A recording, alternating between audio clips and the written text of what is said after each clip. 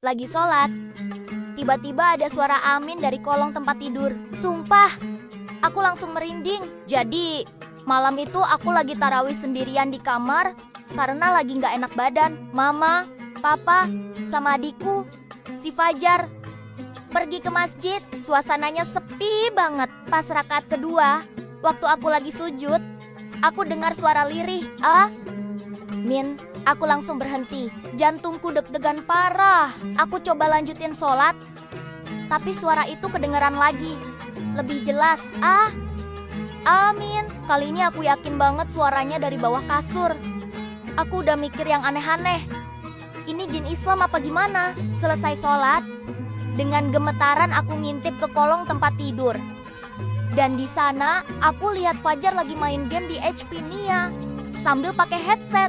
Ternyata notifikasi gamenya dia ganti jadi suara amin. Biar kalau mama papa pulang, dia bisa pura-pura lagi ngaji, biar dikira anak soleh. Katanya cengengesan. Aku cuma bisa geling-geling kepala. Ada-ada aja kelakuan bocah. Bukannya takut, aku malah jadi pengen ketawa. Daripada marah, aku cuma bilang, besok ikut taraweh atau kuaduin mama. Dia langsung cemberut.